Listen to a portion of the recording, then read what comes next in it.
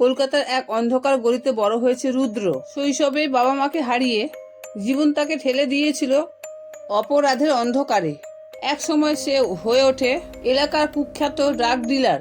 অন্যদিকে শহরের এক নামী মেডিকেল কলেজ থেকে পাস করা ডাক্তার অন্বেষা, যার জীবন লক্ষ্যভিত্তিক, সুশৃঙ্খল এবং সেবামূলক। দুই বিপরীত জগতের মানুষের দেখা হয় এক রাতে, যখন রুদ্র গুলিবিদ্ধ অবস্থায় পড়েছিল রাস্তায়। অন্বেষা সেই রাতে হাসপাতাল থেকে ফিরছিল। হঠাৎ রাস্তার পাশে রক্তাক্ত রুদ্রকে পড়ে থাকতে দেখে। সে নিজের নিরাপত্তা না ভেবে তাকে নিজের গাড়িতে তুলে নিয়ে যায় নিজের চেম্বারে। অনেক ঝুঁকি নিয়ে রুদ্রকে সে চিকিৎসা করে। রুদ্র প্রথমে অবিশ্বাস করে, ভাবে পুলিশে ধরিয়ে দেবে, কিন্তু অন্বেষার চোখে সে দেখে এক অন্যরকম মায়া, যা অনেক বছর ধরে কেউ দেখায়নি। চিকিৎসার পর রুদ্র চলে গেল, বারবার মনে পড়তে লাগলো অন্বেষার মুখ।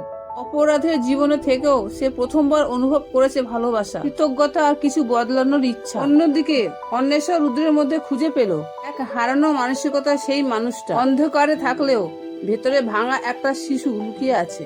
রুদ্র চেষ্টা করতে থাকে অপরাধের জীবন থেকে বেরোতে। চক্রের বাঁধন এত সহজে ছাড়ে না। তাকে হুমকি দিতে থাকে তার সিন্ডিকেটের লোকেরা। অন্বেষা বুঝতে পারে রুদ্রকে বাঁচাতে হলে শুধু চিকিৎসা নয়, ওর মানসিক চিকিৎসাও দরকার। সে রুদ্রকে রিহ্যাব সেন্টারে পাঠাতে চায়। শুরু হয় দ্বন্দ্ব। এদিকে অপরাধের রক্তমাখা পিছুটান, আরেকদিকে অন্বেষার ভালোবাসা আর বিশ্বাস। অন্বেষা তাকে বোঝায়, তুমি চাইলেই বদলাতে পারো।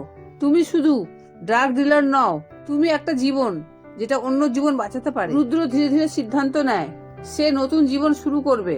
সে পুলিশের কাছে আত্মসমর্পণ করে, ডিলিং ছেড়ে দেয়। জেল হলেও অন্বেষা তাকে প্রতিনিয়ত চিঠি লেখে, বই পাঠায়।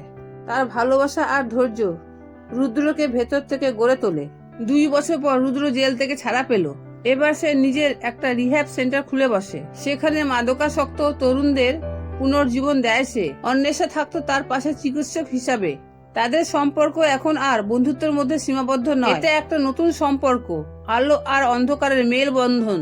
একদিন রুদ্র বলে, তুই না থাকলে আমি থাকতাম না অন্বেষা, তুই আমাকে বাঁচাস।